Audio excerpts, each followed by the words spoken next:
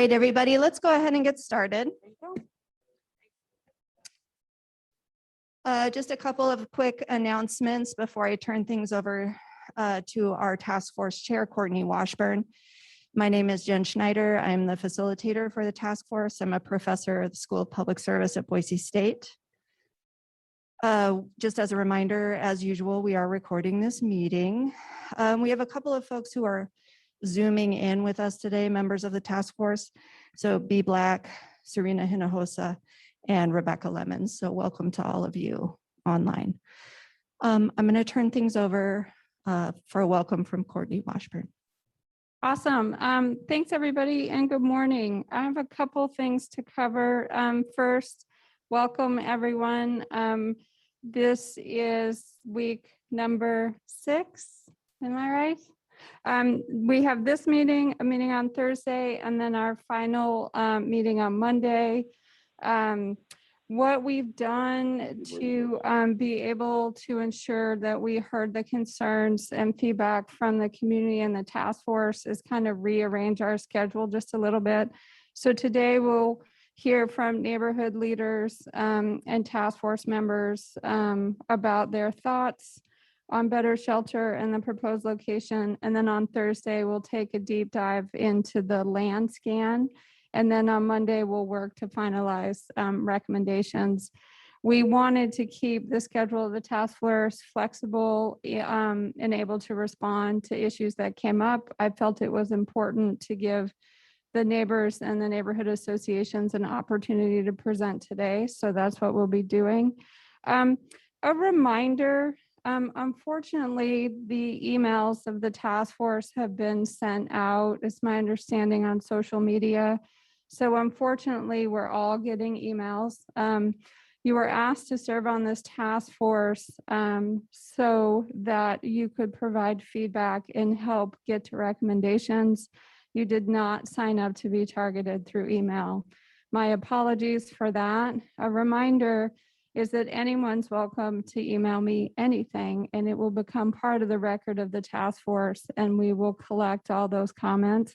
But I would ask that people stop emailing the entire task force with feedbacks.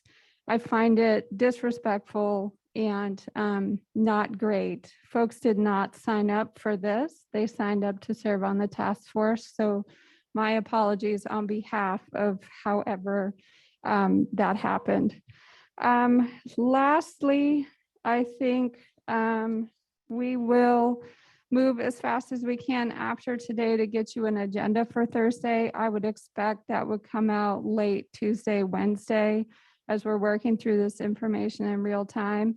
And then as soon as we can, after Thursday's meetings, we hope to give you a better understanding of the framework we'll use at our last meeting on that Monday. And I think with that, that's everything I was hoping to cover. Thank you. Thanks, Courtney. So one more quick update, but before I turn things over to our neighborhood leaders, who I will ask to introduce themselves. You will all remember that you were invited to suggest folks who should be interviewed, maybe who weren't adequately represented on the task force. Those interviews, I believe, are complete. Yes, yep, I'm getting the nod, they're complete. You as a task force will get sort of the summary results of that interview process, probably with the summary of today's meeting. Okay, so that's coming your way soon. Another way to get community input. All right, as Courtney said, the bulk of today is going to be about hearing from our neighborhood leaders on their perspectives on this process and on proposed shelter sites in Boise. I'll turn things over to you.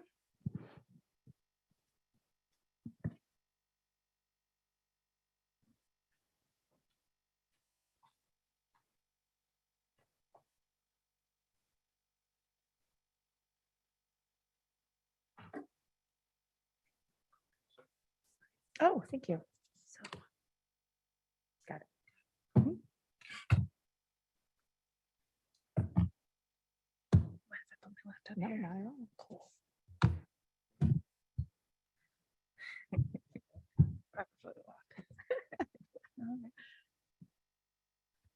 All right, we got it?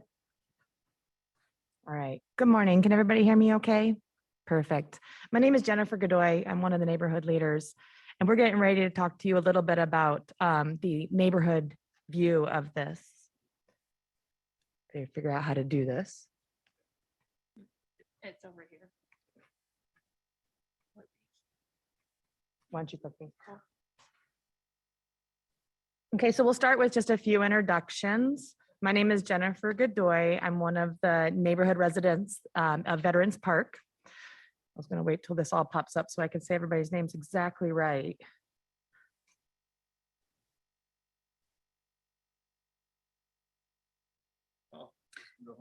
That's it, we're done, huh? No, okay. Katie Decker, who is our Veterans Park Neighborhood Association president, Hilary Takahashi, who is our Collister Neighborhood president, Ton Helmer, who is the Sunset Neighborhood president, and then Annie McCutcheon and myself as neighborhood residents.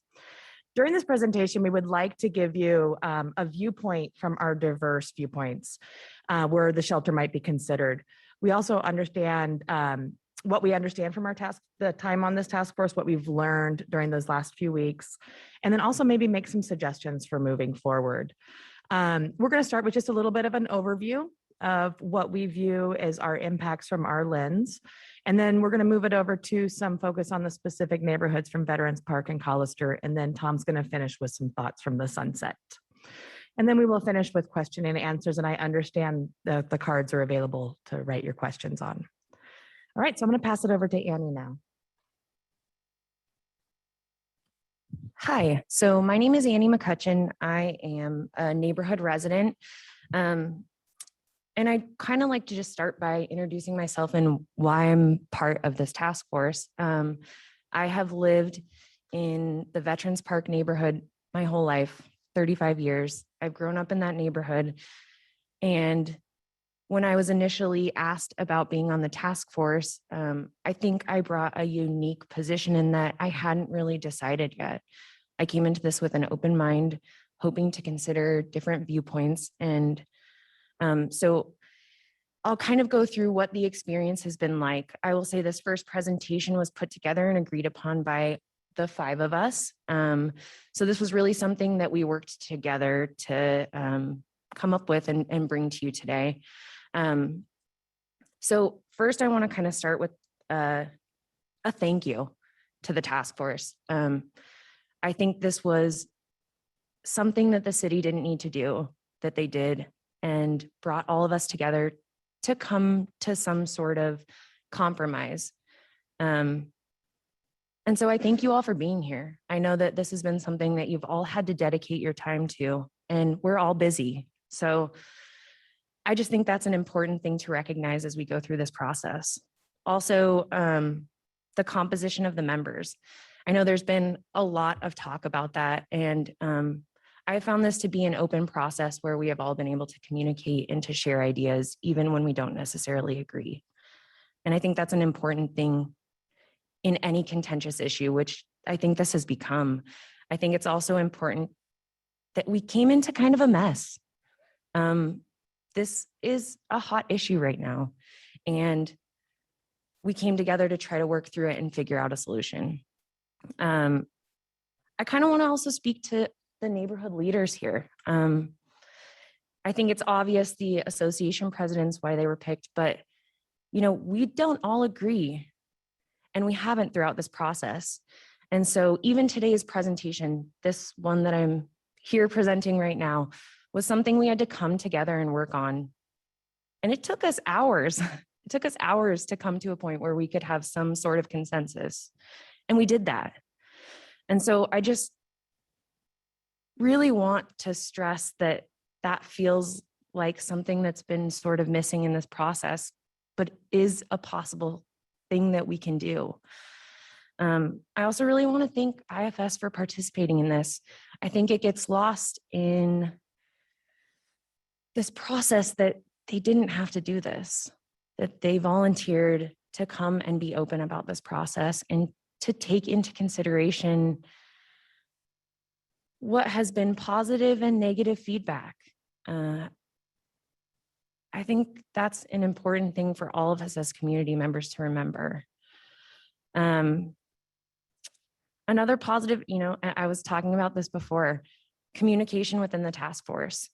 This has been a place where we have brought up tough questions, where we have asked tough questions, where we have been respectful of ideas and viewpoints that don't necessarily completely align with our own. And that's a really tough and admirable thing to do. I also think, you know, I kind of talked about living in the neighborhood for a long time and coming into this with an open mind. And I think I have learned and gained a lot of specialty knowledge. And I think we all have throughout this process, something that I wish there were more of in the community as a whole. You know, as I was creating this, I put positives and concerns, and even looking at it this morning, you know, this has been a difficult thing. I'm not even sure that that completely aligns. I think our goal was to be honest about what this process has been like, and hopefully to create at least some thinking points for this task force and for sheltering in Boise and processes like this in the future. And one of the things we talked about as a group was that it has felt a little bit unclear what our goals are. It seems like that changes. Sometimes it's the particular site. Sometimes it's what shelter looks like in Boise. Sometimes, you know, it feels like there hasn't been a clear and concise goal. I know one of the things is we need to find a site for the shelter. That is a clear goal. But some of the more nuanced pieces of doing that have felt a little unclear in this process. One of our concerns was communication from IFS. As someone who lives in the neighborhood, I didn't know about the building until it had already been bought. And I understand this isn't a let's rag on IFS. That is not what we want to do. This is a how can things be better for finding shelter and for this process in the future. It seems like there was knowledge that there would need to be a conditional use permit, and part of that requires neighborhood feedback. And so we're not saying anything about IFS. We're saying in the future, it would be really helpful to engage the community at an earlier stage. We understand there were difficulties. We understand COVID. And the neighborhood associations were able to reach out pretty quickly. So it's something we want to be considered in the future.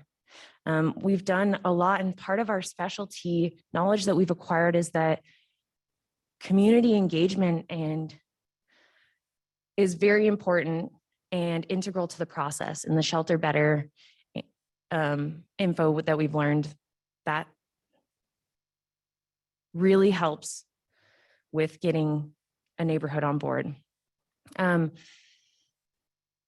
This is a new process, so we're learning along the way. And like I said, these are things we hope will be considered. We have found it a little bit different with a little bit difficult with public feedback. It hasn't always been clear where emails should go, what is an appropriate way to contact. And I think that has led to, you know, all of us getting emailed, and that just might be something to be more clear in the future. One of our other concerns, you know, we understand that this is important and that there needs to be a shelter sited. And we have been given a very, very short timeline. I think it felt difficult to hear that it literally rides on our shoulders to make this happen, and otherwise IFS will close. It felt a little strong-armed in that this was something we had to do, or else it was on us that IFS closed. And that was really hard to hear. And I think that this is a serious thing, and I think we do need to help cite a location. And I also think that's a lot to put on a task force that was just created for an 8-week period. Another concern is the impact that's a really difficult thing to measure. It's a really difficult, it's I see the word there, and even reading it, I'm like, the impact, what does that mean? I think this task force has been designed to kind of give us some knowledge, but there are some questions that we still have. And there are some questions even in the presentations and in the homework assigned where it doesn't always feel like the overview or the agenda matches what we are seeing. And so that's something, like I said, all of this is just things to think about and process observations from our time on the task force. The last one is community response. And this isn't a concern. So this is an old slideshow. So this one says both on mine. There's been a lot of community response, and our ultimate questions at the end is, what does compromise look like? We were able to compromise for this. There have been compromises, but what would an acceptable compromise look like to the neighborhood associations and to IFS? And we're still a little unsure. I think another concern for us has been the misinformation that has been circulated throughout our community and throughout our neighborhoods. It's been disheartening, and it doesn't do justice to anyone in this process, really. On a positive note, I think this process has all really engaged us in our community, something I wish there was more of. And I've gotten to meet 5 new people in my community that all really care about where they live, and that's incredible. And I think more ability for communication and dialogue like this is really important, and I'm really thankful for this opportunity. Yeah.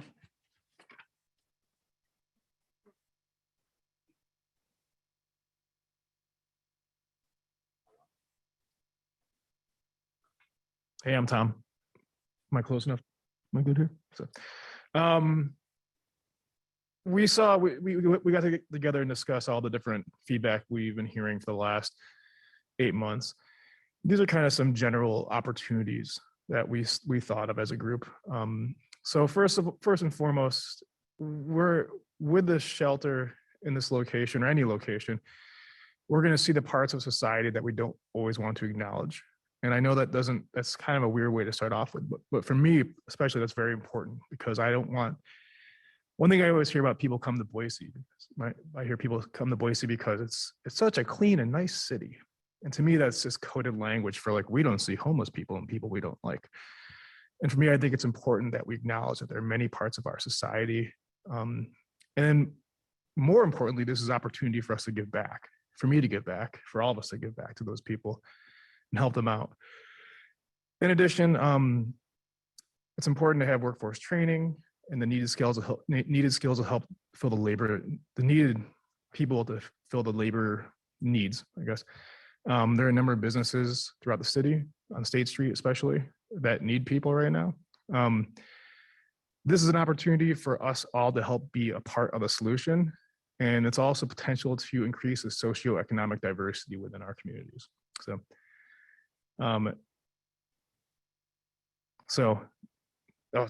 There's a quote. Yeah, it's fine. Go ahead. But there's a lot of concerns that we have as well, and I think that's to be expected for something like this. I'm not going to go through all these. We want to write them all on here, though, just to make sure they're in the public record.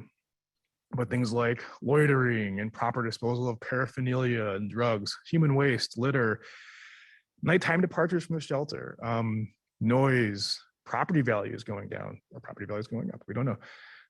Loss of impact of businesses and a concentration of poverty in these neighborhoods.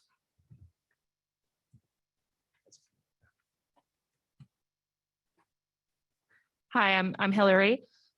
So for the probable neighborhood response, and this would be pretty much any site location selected for a shelter, the closer the proximity to site, the more potential for opposition with this. And this was apparent in Veterans Park, Sunset, and Collister. So special considerations, possibly a communication method for those closer proximity to shelter should be considered.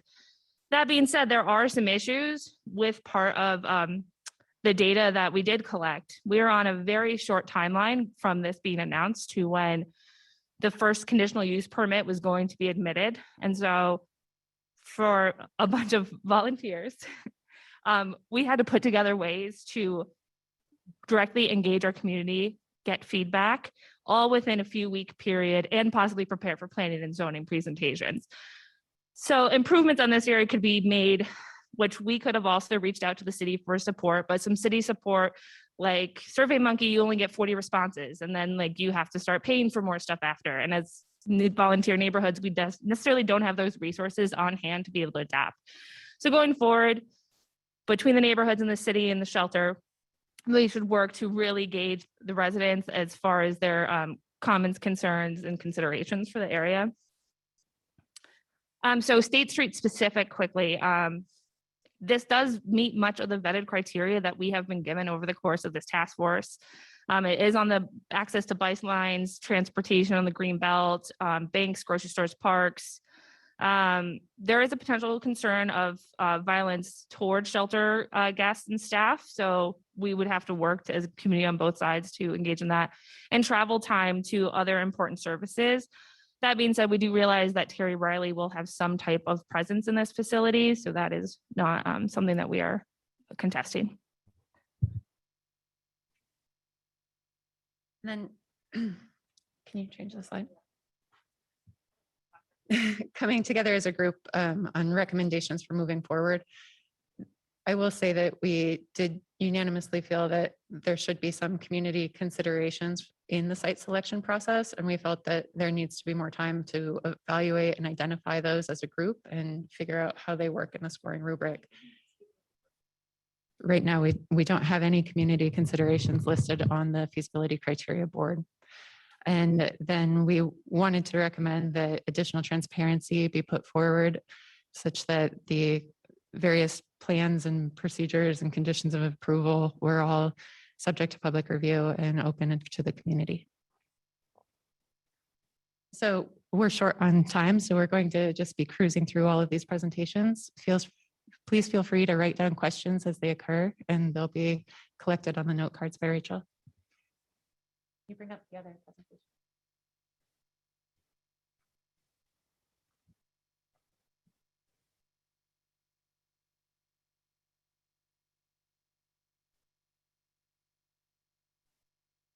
Cool.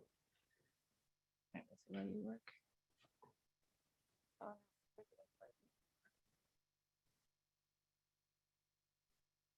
Yeah, you might just need to be closer.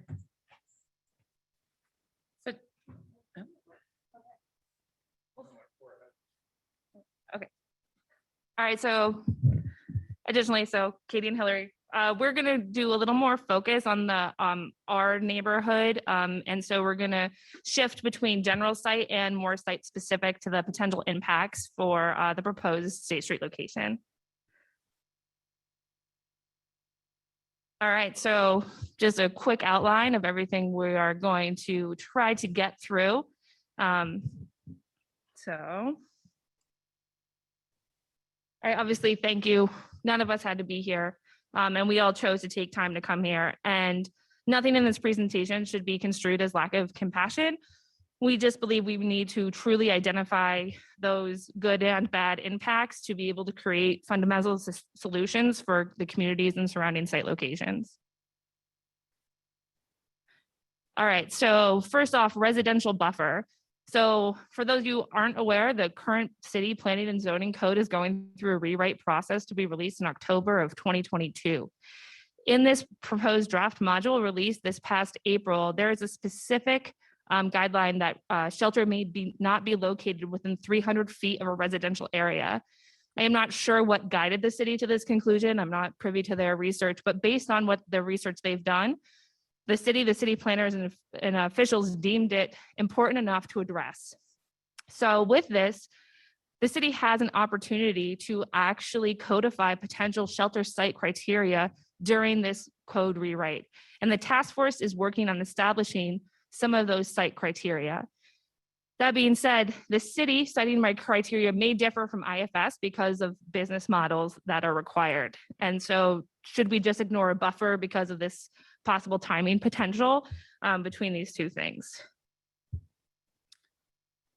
So obviously our position, clearly, we believe that there should be a buffer. BPD has already said that they have a 40-hour training course for dealing with trauma response, and putting it directly surrounding in a residential area, we will not be equipped to share in that proper response. So to do this, we kind of did a quick analysis of the 6 peer city sites that were given to us in week 4 and what their locations looked like within their city and neighborhood. Okay, so a quick overview. You can see some buffers. The Reno, Nevada site, I just want to say, is a congregate style shelter with rows and rows of bunk beds. But the average buffer was 404 feet, and the proposed IFS facility would not have a buffer for the residents. All right, so here in red, you will see shelter site, green, multifamily, residential, blue would be single family residential. There's none on this slide, and pink is permanent supportive housing. So same thing, Nevada, that green area directly underneath we put it as green multifamily housing, but it is long-term tenancy through efficiency motels. So again, Lincoln, Nebraska. Here we do have it across the street from a residential area, but that street inherently provides some type of direct buffer. And in this case, this North Carolina, it does appear to abut the this multifamily residential, which is collegiate housing.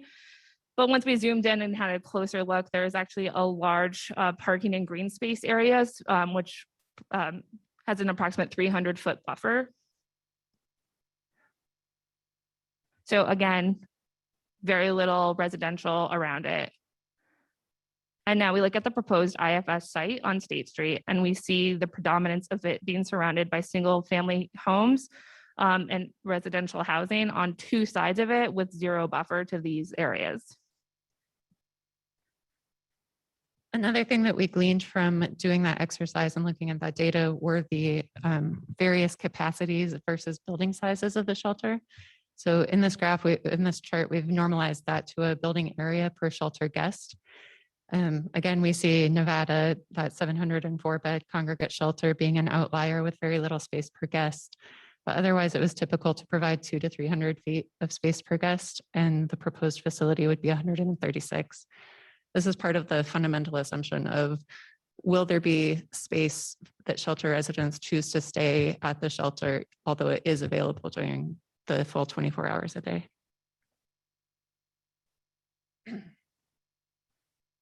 Okay, so another response that we've received from the community is concerns about crime and safety. And so, as we just saw in the previous slides, most of the peer city site locations are not in residential areas.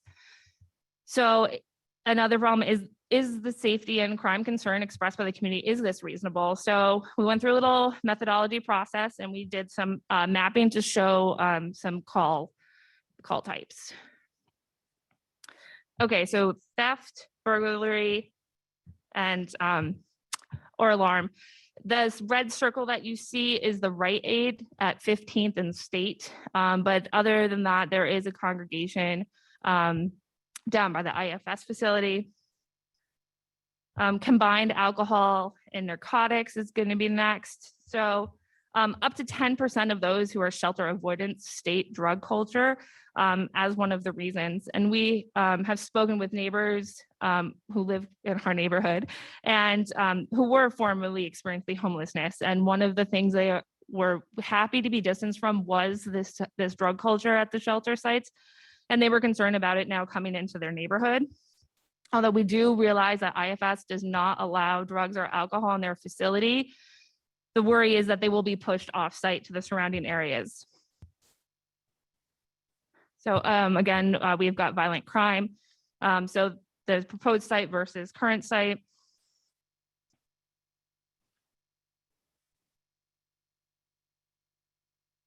Trespassing, prowling arson, again, at the proposed site versus current site. I just want to follow up and say we'll be submitting the full set of detail maps so that you can peruse at your leisure later. But many people have said, well, let's look at the source of our data. Why should we trust the way that you split that data? Which call types are included in each category is shown on the maps if you look at the legends. But after we did that exercise, we also found that the Boise Police Department had done a similar, though less granular exercise through their crime prevention through environmental design report that was issued in October of 2020 for the Shoreline Urban Renewal District, which includes Interfaith's current location. So here they do the top 10 call types of the city and then go ahead. And then they talk about what facilities have the most repeat calls. This is within the Shoreline Urban Renewal District specifically, but the report did state the Interfaith Sanctuary and Corpus Christi are consistently in the top 10 addresses for calls for service in Boise each year. They typically receive about 1 police call per day at Interfaith Sanctuary. Go ahead.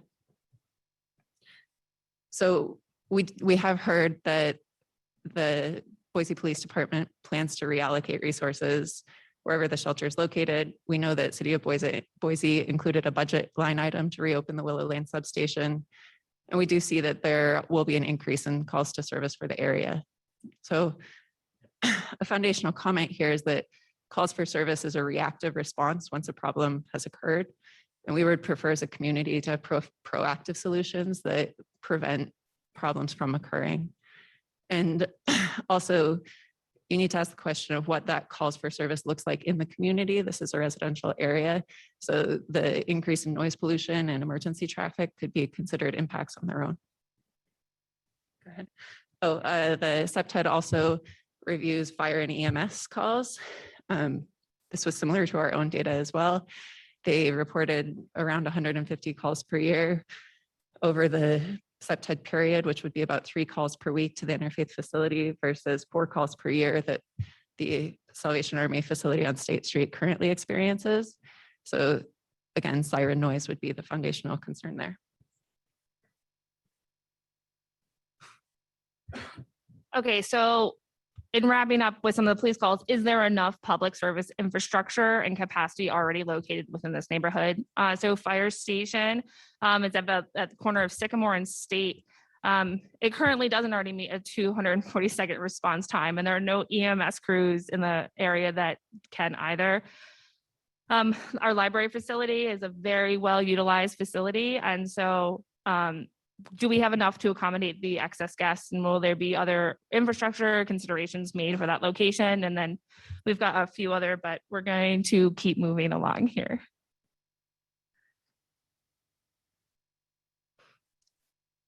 Okay, so bias concerns. So unless we look at the good and the bad of all possible impacts, we can't possibly come to concrete and real solutions. And so although that we saw Cooper Court a few days ago in the IFS presentation, or a week ago, this was taken a few days later. And although we realize that this would be part of a weekly cleanup plan, we also have to acknowledge that detritus does exist and it could be spread out into the surrounding areas. We also have to talk about violent crime. I mean, the neighborhood of the proposed location already has had one tragic incident, the Timmy Kinner incident, and there's been other violent crime, Alan Scott Hernandez. So we looked at the SLC, Salt Lake City shelter report about this specifically, and they have some concerns that they are violence offenders being dropped off by police at locations. And so we just really need to acknowledge that it is a potential so we can come up with a proper solution for wherever the site may be. And then the POV in Missoula is often used as kind of this successful example. So we got some data from their Westside Neighborhood Association, and you can read the quote. I mean, no amount of good intentions or quality outreach can mitigate all adverse impacts. So we have to be realistic, and we need to talk about them in an unbiased manner. And finally, we did conduct a literature review to look at whether there was academic research on the impacts of emergency shelter. We found very few studies assessing emergency shelter specifically, and these are nighttime shelter as opposed to the model interface presenting, but we judged it the most relevant data. Studies found significant increase in property crime in residential areas, up to 56% increase within 300 feet, and some impact observed through 1,300 feet. In a commercial area, the effect was actually in the opposite direction. And the other study we found addressed property values, which for a site within 500 feet of one shelter and 1,000 feet of a second, you could see a property value impact of up to 25%. I realize that's typically considered a first world problem, but what I see in that data point is that there's a broad perception that impacts will come with an emergency shelter, and people are choosing to invest in other neighborhoods. And that has the side effect of also affecting the potential for residents in one of the lower property value areas in Boise to choose to move to a different place if their property value is then being further depressed. Despite the rising property values we've seen throughout Boise, you still have to look at a relative basis in terms of purchasing power for similar accommodation. All right, so we have to establish that there will be some surrounding impacts of the surrounding area. And if it is sited at the State Street location, this will be disproportionately borne by pre-existing low-income, high poverty, and minority communities at the adjoining site. And we also have to recognize, in light of the national conversation, we should consider whether the increased police presence could itself be an impact or trauma trigger to some of the marginalized communities in that area. So looking specifically at our neighborhood, the aggregate poverty level in Veterans Park is around 28%. My part of Veterans Park is closer to 37%. City of Boise as a whole is 13%. So this is one of the less advantaged places in Boise. It's one of 7 to 10 areas in Boise with over 50% of households being designated as low income. While we have a good portion of homeowners in our neighborhood, nearly half, almost half of those are cost burdened by their mortgage. And those are people who bought a decade ago before the current price escalation. All of the data shown here was collected before COVID, so it wouldn't reflect more recent problems. And then the Veterans Park neighborhood is the 8th most diverse neighborhood in Boise. We have a 23% minority population, which I believe is similar to what's currently observed in the emergency shelter community. Zooming out a little, here's another lens to look at the income level in our community.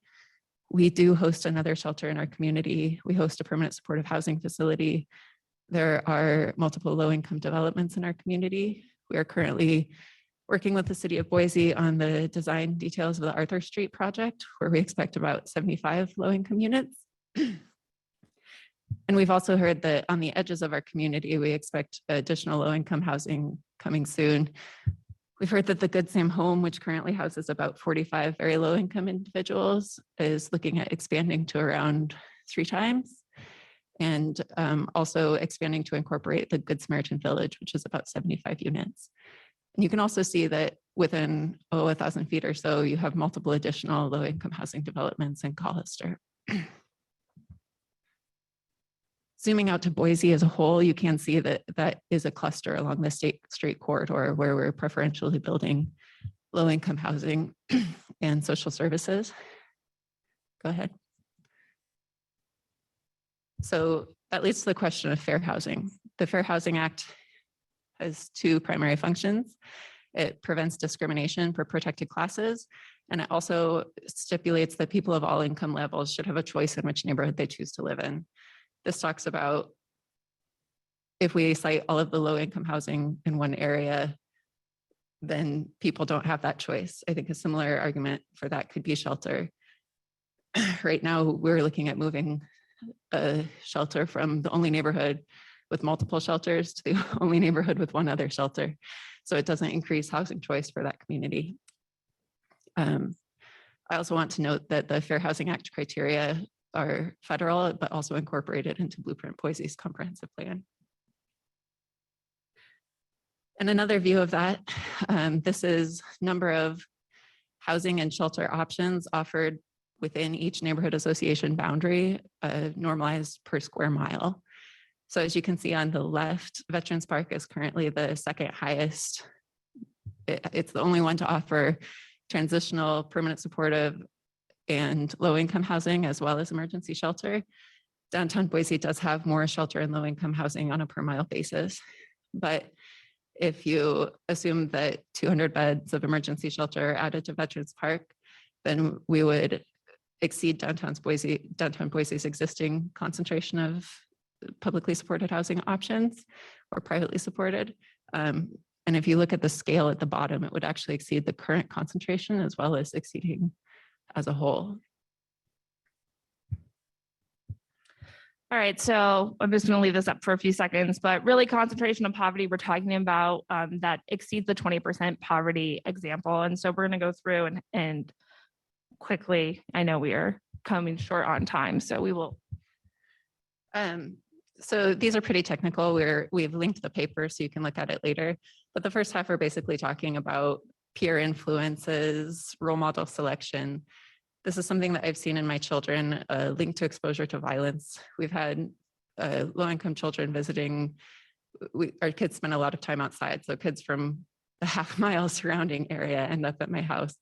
And we've had one who is likely experiencing abuse at home, and 90% of the time he's a wonderful child, but he has anger management issues and often strikes out at seemingly small issues.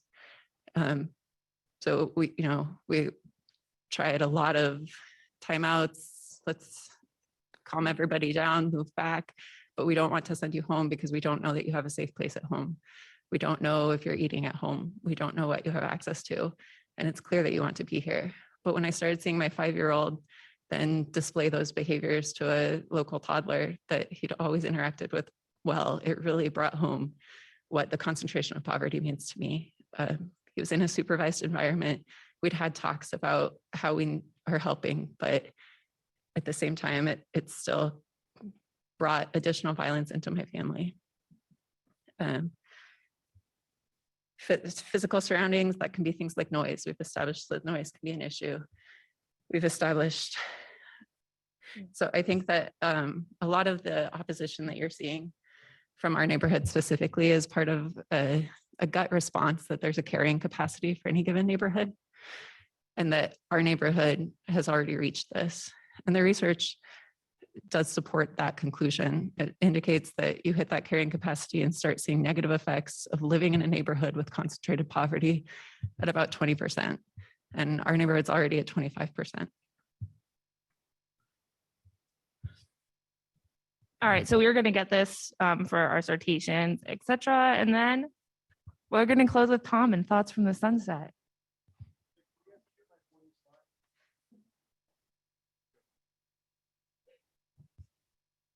So I didn't have much time this week. I didn't have any time this week to put together a fancy slideshow, but I planned on putting lots of pictures of my dogs and cats on here. And unfortunately, you won't see them. But why don't melons get married? Because they can't elope.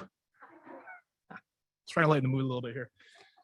So first and foremost, I want to thank everybody. I know we're short on time, so I'm going to cut some of the parts out of what I was going to talk about. But thanks, Katie, Jennifer, Annie, and Hilary for spending so much time with us in the last few days.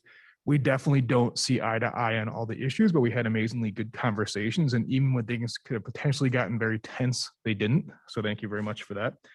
Also, Casey, Courtney, Rachel, and Jen, for all your help you put into this. It's been great. And everyone on the task force. We really appreciate it.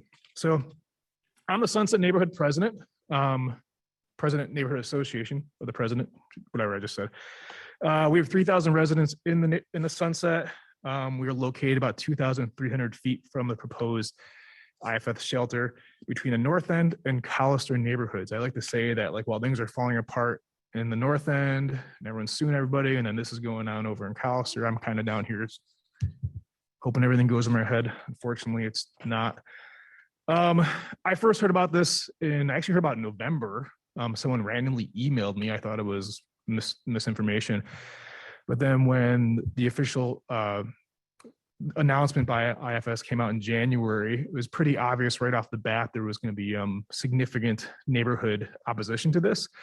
and a lot of strong feelings on both ends. So immediately that week, the neighborhood leaders, the presidents and the people on the neighborhood associations got together for a Zoom call. I think Katie, you were on that call. And we decided to start a dialogue, talk about both sides of the issue and how we could approach Interfaith Sanctuary in the city about it. Pretty quickly, that dialogue went negative. We started an Interfaith Sanctuary Facebook page discussion group, which pretty quickly went to Interfaith Sanctuary hater group, I guess. Clearly, there was a lot of different opinions and misunderstanding of the process from the people within those groups. And one thing I felt very strongly is that there wasn't an ability for the people who were in support of those groups to really say much, because as soon as they did, they were drowned out by people who were adamantly opposed to it. Quick background on me, by the way. I moved here from Oregon about 6 years ago. When I lived in Springfield, Oregon, I lived 4 blocks from one homeless shelter and 5 blocks from a warming center, not a shelter, by the way. In addition, next to a high school. And so I was in Oregon, there's a lot more obvious homelessness. Every day my bike ride to work or drive to work, we'd see it on the side of the road. So for me, it's important for us to be really a part of that solution. So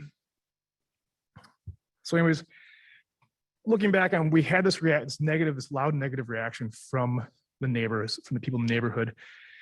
And I think there's really a number of reasons why. There's a lot of fear of the unknown, a lot of fear in general. There's a lot of anti-homeless rhetoric that's been going on. There's a big misunderstanding of the processes that the city have with these. And I also think that there was some poor outreach by Interfaith Sanctuary right in the very beginning, kind of kicking this off. I think if we all had a chance to do it over, we probably would, but here we are today. While there's a very loud anti-IFS contingent in the neighborhood, I don't know if it's the majority. It might be the majority. It might not be. For those who are for the shelter, stopped engaging in the process because, especially online, because there is so much negative against them. In the Sunset neighborhood, we're a little further away. We're 2,300 feet away from the shelter. I have received, how many emails have I received? 8. I've received eight emails against it. That's it. And I've had 2 folks come to our meetings. One person comes every single month to it. I had a neighborhood, and so there are legitimate concerns in our neighborhood, but they're relatively small compared to other places. I had a neighbor pull me aside last week who's who knowing I'm on the task force, and she said to me, there's lots of us, not just in the Sunset, but also in the Collister neighborhood, who are very supportive of this shelter. Please make sure our voices are heard. So I just want you to know that. So I have a couple asks, and I'm gonna wrap this up pretty quickly. I'm gonna ask one thing of the neighbors who are opposed to it. I want you to take a step back and help us find a middle ground here. By just saying no, you're not necessarily trying to find a solution, you're just saying no to it. The emails that were getting sent aren't helping. Every time I see one of those emails, it's kind of discontinued. That makes the whole process look poorly, and it doesn't help out the situation. And then the online statements, things like that are really negative, aren't helping either. They're not going to do anything for you, make you look kind of bad. So it's just what I'm saying is to those folks, like, come to us, have the conversation, but like, quit the negativity. Interfaith Sanctuary, for you guys, thanks for doing the work you do. You're helping those most in need. I think that's the most important thing there is, You've already agreed to a smaller shelter. Originally, the original ask was 360-ish people. Now we're down to 200. I think that's awesome. It shows that you're willing to work with the community. But I'm going to ask you something. This is my one chance I can do this. Take a look at the business model. I know you've stated this is our business model. This is what we do. This is what it's going to be. I have a background in the nonprofit world. I was in upper management in nonprofit for years. I understand grant writing. I understand fundraising. I would like you to take a look at your business model and talk about doing smaller shelters, multiple ones around the state, around the area, and to find a better solution along those lines. It's going to cost more money. You need more trained staff.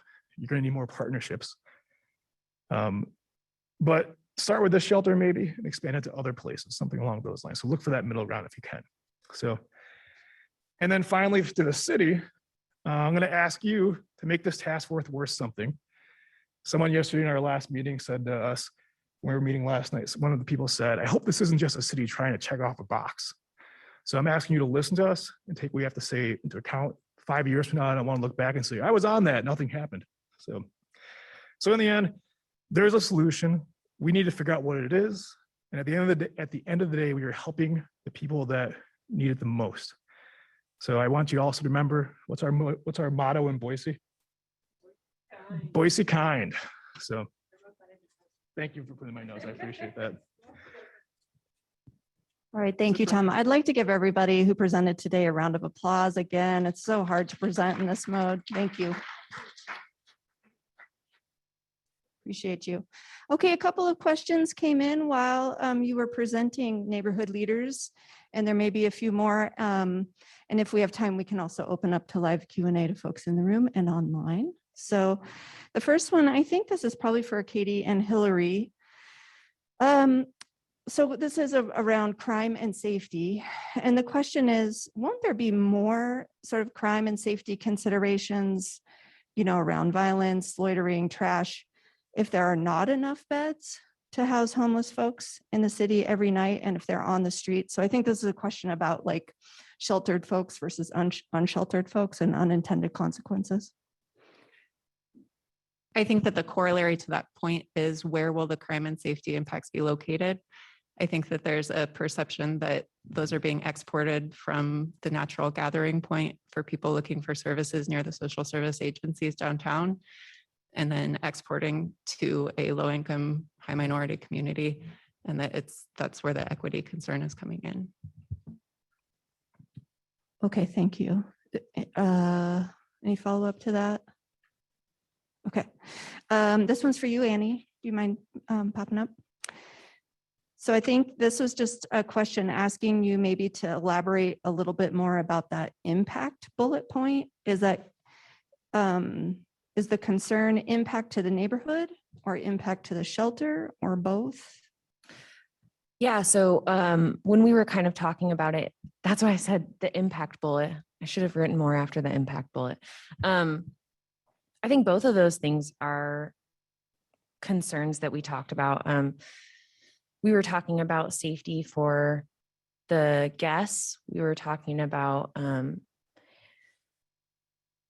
being really, there's a lot of talk about what might happen.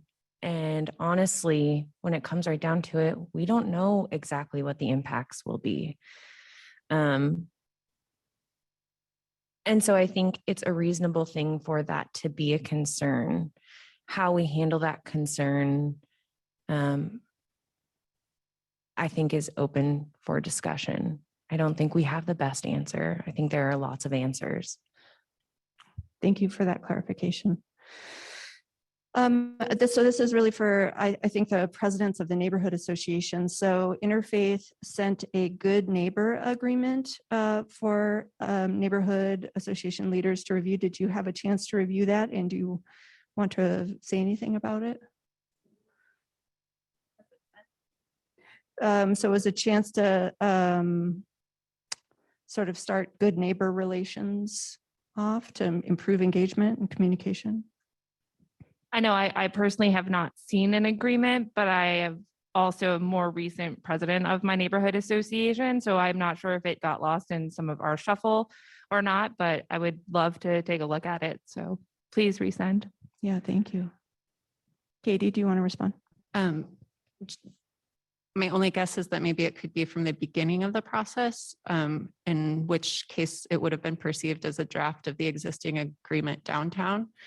When we did ask to collaborate on conditions of approval, we were said that the good neighbor agreements and those types of policies would be generated after the CUP went through. So it was my understanding that that wasn't really open to discussion at this phase of the process.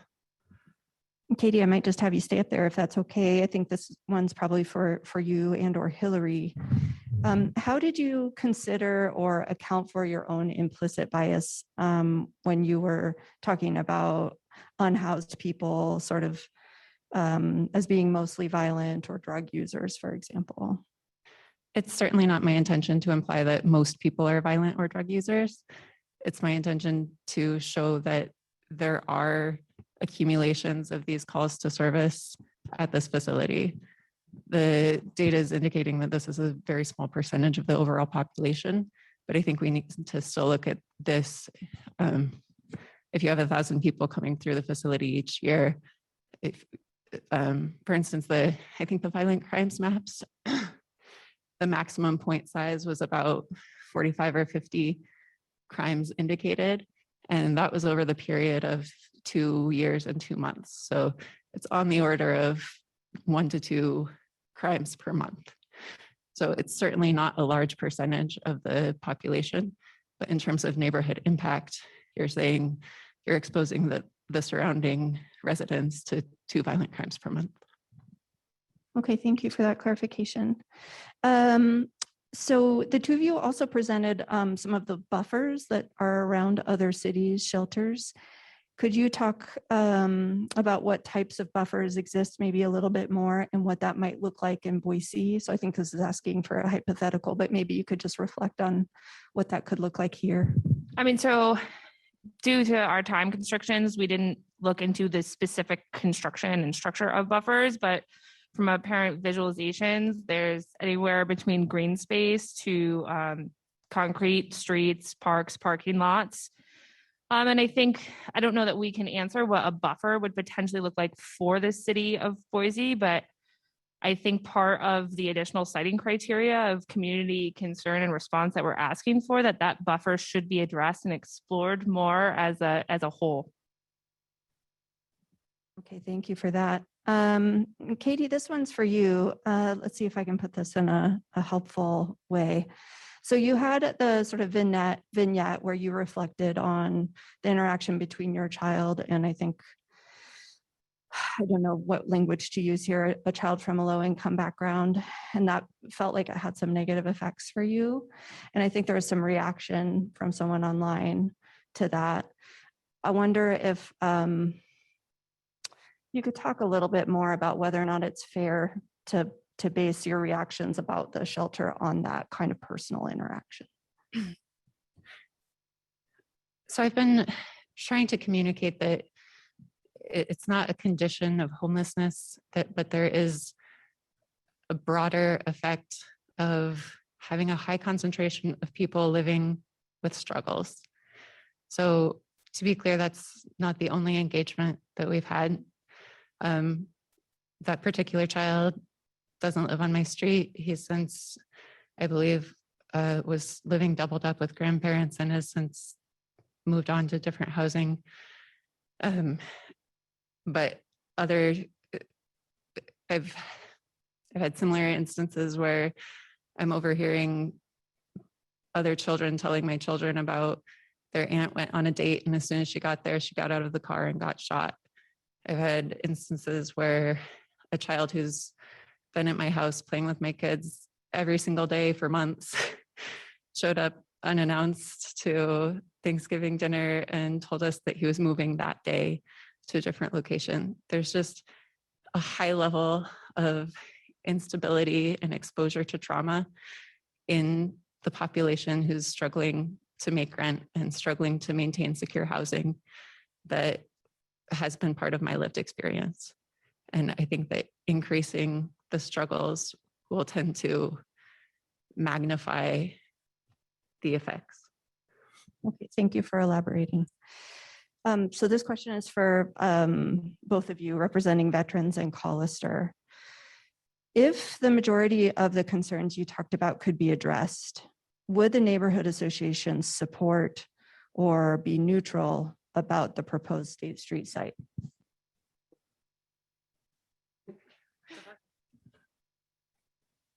That's actually a question that I posed to my neighborhood association board on Wednesday evening, is there room for compromise in our community? And what would the feedback be? I think part of the overarching issue is that concentration of poverty, that regardless of the type or any facility in there, and for shelter setting, inherently is going to affect those populations regardless of the compromises that may be made for some of the safety and crime or loitering, et cetera, statistics. And so it's hard to get past that one point, regardless of any other type of compromises or solutions that could be made or found.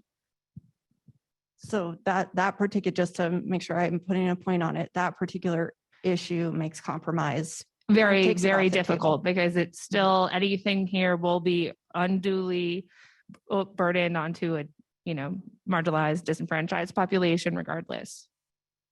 Okay. Well, I want to give Katie a chance to respond because it was directed to her, and then Annie, you can follow up. I don't think I have anything to add. She's fine with my response. Oh, okay, great. Thank you. All right, Annie. We were talking about how we don't all necessarily agree in this process. And I think it's important to make it clear that Katie and Hilary are representing the neighborhood association, and that does not necessarily represent the diverse views of the neighborhood. I think it's important to put that in there. Okay, thank you. All right, I have a question from online from B Black, who's a member of our task force. So question about the call for service analysis. When you look at the calls for service, how do you know that it was interfaith sanctuary guests that were causing the issue, since the day shelter is located there as well as catch offices? It would seem that since this is also the gathering place for those who are unsheltered, it might be hard to distinguish between, again, IFS guests and unsheltered activities. The calls are categorized by address of call. So there is a specific dot for Interfaith Sanctuary and specific dots for Corpus Christi Day Shelter and specific dots for Catch. That wouldn't necessarily come through in review of the graphs. Just know that they are centered on those locations. I'm happy to also provide the Excel database for upload if people want to look at it more specifically. Great, thank you so much. And then just a nice comment from somebody watching who wanted to thank you again for all the work you did in your presentation, preparing your presentation today. All right, I think we have time for one more question before we move on to our next activity. Any in-room questions for our presenters? Andy. I don't have a question as much as speaking from my position, from my board, the work that this group did. I do think that you worked to try and take out implicit bias, that you try to present facts and data, and we want to hear what you have to say. So we get, a lot of the work that you've done, and we want to hear, continue to hear that. And there's no perfect way to help people who are in need in a larger community. We get it. And it sounds like you also understand that you've tried to represent it. I know the one thing that you said is the hardest thing to do is to overcome the idea of having poverty, people experience poverty living in your neighborhood. That is difficult because they will have to, poor people will be part of wherever we go. And so that I think is the nut that we're all trying to crack. But I do appreciate the attitude that I heard from expressed across these leaders of, we're not all monolithic. We're all, people with families living in neighborhoods, and our neighborhoods are not all monolithic. We're all trying to, join together though to find solutions. So we want to work with all of you. We want to find a place we know the time grows shorter and shorter, the costs go higher and higher. Everything's getting more difficult in urban settings to be able to do this, but we're absolutely committed and convinced and optimistic, and meeting with my board members that we're going to come to a solution that our community as a city, as a larger group will, we believe, support and will help us to continue to be a place where we're not marginalizing or ignoring or pushing to a very unacceptable place people that want to grow out of a difficult situation. So thank you for your attitudes and for the hard work that you've done. And we want to keep working. We think we only have a few more sessions, but we think that we're gonna get there. Thank you. I just wanted to say thank you for that, Andy. I appreciate it. And also in response to the prior question about what other compromise would you accept? I think that part of that would be Interfaith is trying to make a solution that looks a lot more like housing. And it's my position that they just don't have the space at this facility to do so. But if they did, follow Tom's lead and create a multi-site solution and do something more like transitional housing at this facility with private space that doesn't push people who aren't able to be in the shelter environment, for instance, with mental health concerns that the noise is a detriment to their health and things like that. I think that that would be something that would be more welcomed by the community. Yeah, let's do one more question and then we need to move on. And please introduce yourself for folks who are watching on Zoom. Hi, I'm Penny Beach. I'm representing healthcare and hospitals. But one of my questions about the multi-site, which I think is really an attractive alternative in a lot of ways. I have some questions about cost, but my question about it for the community members is, won't then we have 10 neighborhood associations up here, saying some of the same objections that you all have brought up? And wouldn't that even be harder to get through with community groups? I mean, absolutely, that is a potential, but hopefully part of this task force is going to create this citing criteria and work with the city as an opportunity with planning and zoning to see what would be acceptable going forward. So hopefully we're here to alleviate some of that future concern for other neighborhoods. And we do want to reiterate, we do believe we need another meeting specifically devoted to citing criteria for the community. And there would be whatever metrics we decide, but that would hopefully going forward have a process in place for open communication with other neighborhood leaders and neighborhood associations, depending on a multi-site solution, as well as look at some of the planning and zoning guidelines about where that citing solution should be. And that hopefully with smaller sites for a multi-site solution, there would be a significantly lower response.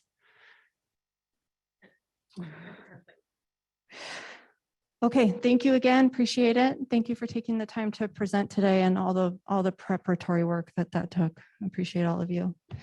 So in the time we have remaining, I know it's not enough, it's 20 minutes, but in the time we have remaining, I want to just give members of the task force who haven't had a chance to present yet to the task force, either today or in another meeting, a chance to comment. Or you can ask a question, I suppose, if you like. And if you don't have anything to say, that's okay too. But I think now's a good time maybe to take out your journals or your scratch paper, wherever you're taking notes, and just take a moment and reflect on sort of where your thinking is at this moment. You can respond to what you saw today. You can sort of talk about the work of the task force in general.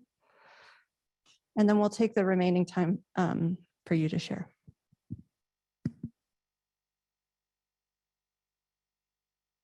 Same with folks online. If you put that in the chat, that'd be helpful. Thank you.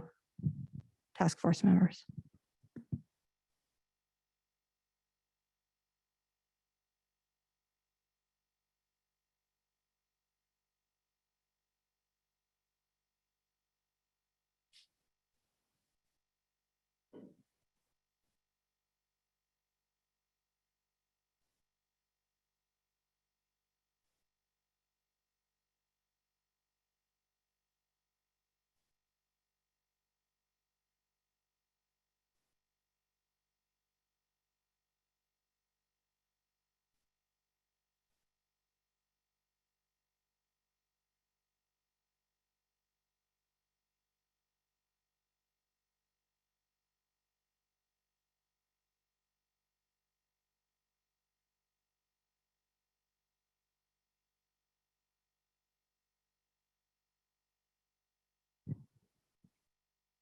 Okay, take one more minute.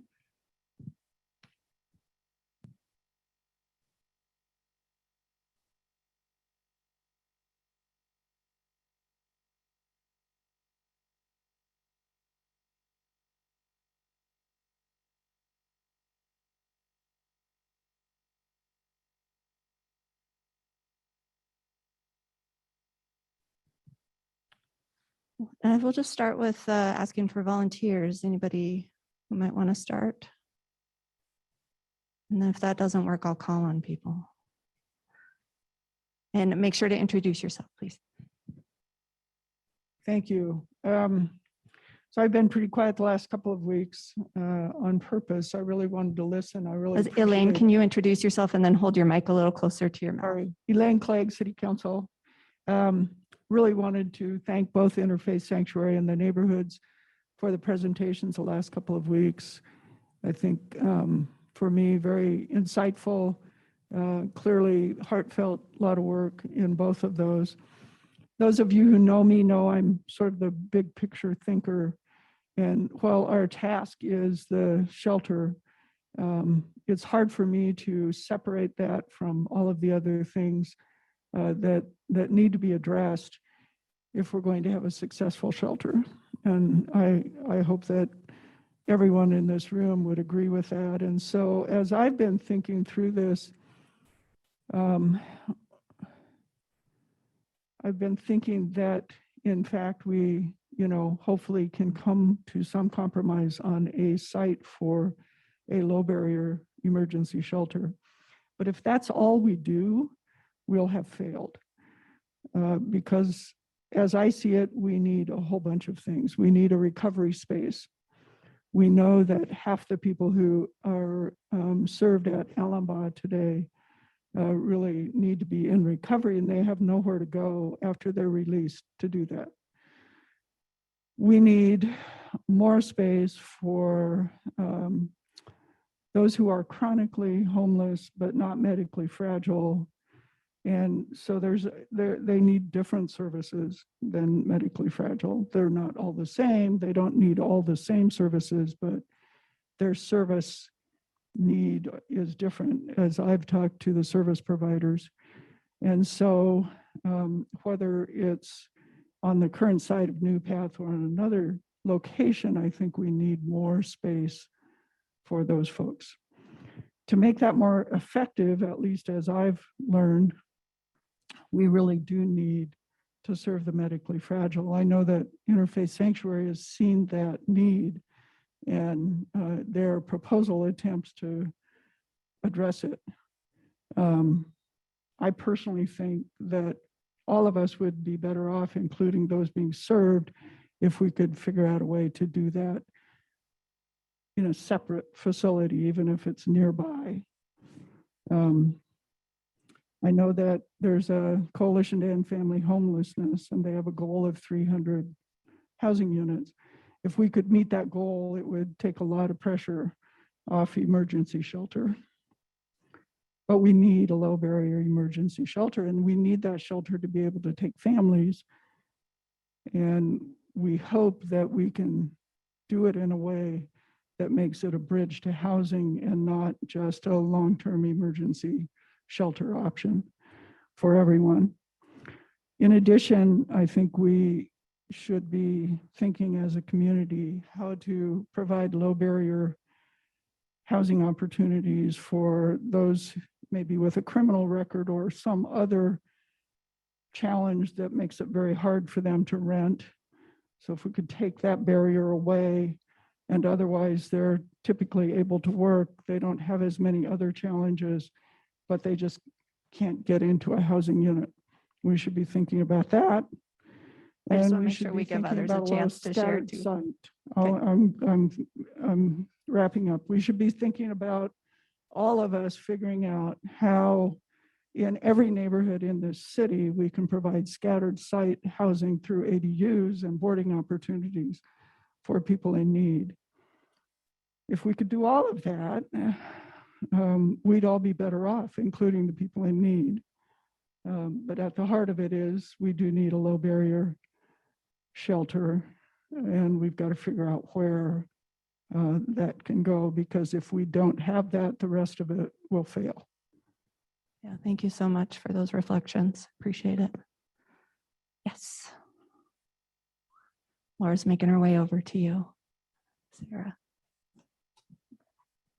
I'm Sarah.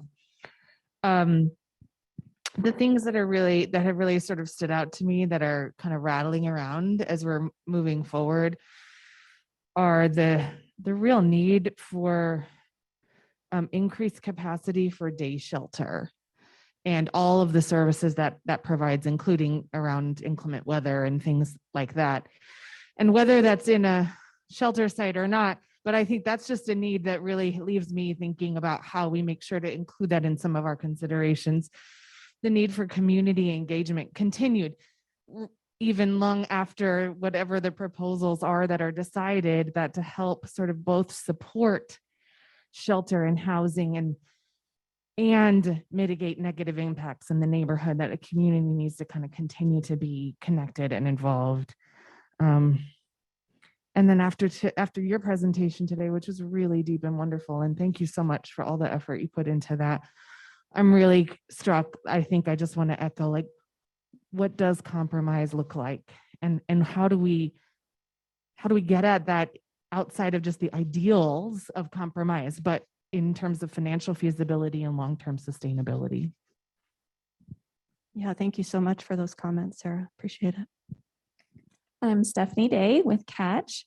And I think reflecting on everything that was said today and over the last 5 weeks, I'm really kind of echoing some things that have already been said, but really hoping that this process can be well developed for future need, because we're continuing to grow and the economy is continuing to fall apart. And I think that this is going to be an ongoing issue and concern. And I really hope that we can find a process that works for our entire community to address this need as it continues to grow. And also, I don't know that you guys even want to hear this, but because it might not be entirely related, but just the need for community education and continuing to like bridge gaps, because, you know, I probably say this too often, but like only 1% of us will ever experience homelessness.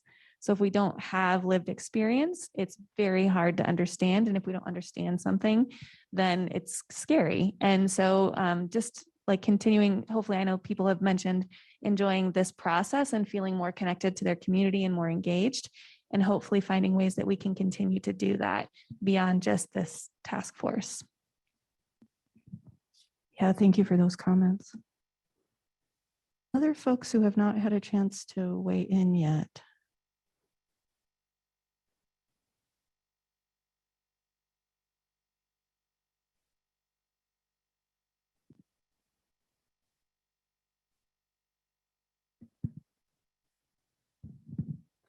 My name is Andrew, and I came in to become the new Father Camacho, which was disturbing news to my wife and kids because he can't get married and I can. But I'm the pastor at First Presbyterian Church. In full disclosure, I've been the president of the board at Catch for 7 years. I missed the first 3 meetings. And I just keep hearing, we talk a lot at Catch about trauma informed. This process is incredibly traumatized in that we've been in COVID. It's coming on the heels of some really deep conflict. We're better at naming other people's implicit biases and their unwillingness to compromise than our own. And we heard some really great list of huge strategic needs that a 7-week task force with potentially unclear goals has no ability to address. And so I just have my heart aches for the fact that we will feel rushed to come to impossible conclusions while we are all processing our own sense of trauma in that decision-making process.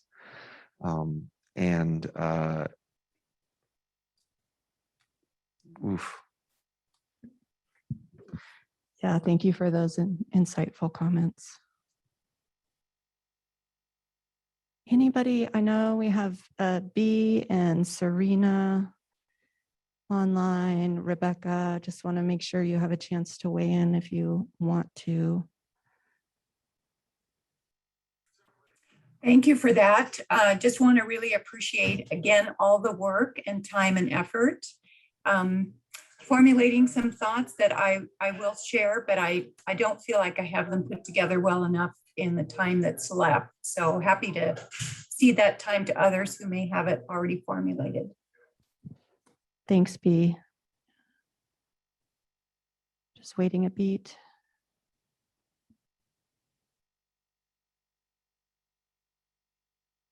Anybody else in the room who we haven't heard from yet want to weigh in?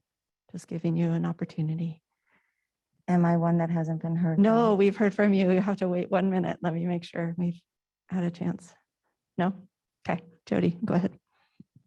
I do definitely want to thank the task force and the very thoughtful presentation and the ability for not everyone being on the same page, but being able to sit at the table. I think that's super admirable and gives me hope. I do feel like when I wrote my thoughts, I'm feeling frustrated because there's just so much that all of you don't know in this process. And so it feels we're so misunderstood. And there was an early reach out to Veterans Park Neighborhood Association in November before the announcement happened, and we were invited to participate in a board meeting. And there was a meeting that was supposed, there's so many things that were supposed to happen that because of the opposition, we were unable to do because of the dangers of COVID. I know if we had another chance now, we would do it entirely different because we'd never done it before. Our organization had never done it before. And so I just want to leave you with the idea that we are focused on making sure that anyone who wants shelter can have a bed. And that addresses the concerns about crime and loitering and other things, because if you have a place, it removes the need to have survival crimes. If you don't have a place, you wander and you try and figure out how you're going to go about day to day. And so it's really important to consider those who want shelter, because that's who IFS serves. And the other thing to consider, well, they're just human beings like us, and they're our neighbors. And if given the chance and in the right neighborhood, our volunteers make up a huge part of how we do our work. And I welcome a time where we could talk about what that would look like with this neighborhood, because there are a lot of supporters that will bring gifts to the shelter and to the guests. And once you get to know the people we serve, I think that's part of the education process. But I just hope you can open your hearts about who people are who don't have houses. And that's all. Thank you. Okay, thanks, Jody. Courtney, I want to make sure we leave you enough time to say anything you want to say as we're wrapping up. In addition to some of you, are trying to figure out how we're going to get from here to where we need to be on Monday. So just know the staff and I and Jen will put our best brains together. But if anybody has any suggestions or heartburn or would like the opportunity to talk more about their concerns associated with the final recommendations, please reach out to me. We're trying to design a comfortable process that both, I think in Tom's words, makes the work count, but doesn't drive the conversation in a direction that isn't particularly meaningful. So this is an active conversation the staff and I are having. So I would love to, I've heard a little bit of concern and a little bit of unclarity, but I would need to know more to be able to address it. So whoever's comfortable reaching out, I would enjoy that conversation. We hope to start moving to put the details on our final meeting together soon. So if you could do that sooner rather than later, that would be great. I also would like to thank the neighborhood folks. I know you were finalizing it to the last minute, and I appreciate it. And with that, thank you everybody for your participation. You have one more question, Hilary, before we wrap up? I'll bring you mine. I just wanted to say one last thing. Courtney referenced at the beginning that all of you have been getting emails and, please send them to her. I would note, I'm a public official. You're welcome to send them to me as well. Thank you so much for that. All right, everybody, thank you again. As we already indicated, things are probably going to come a little later than usual. We're going to try to keep homework minimal. We know you don't have as much time as usual, but we will see you on Thursday. Take care.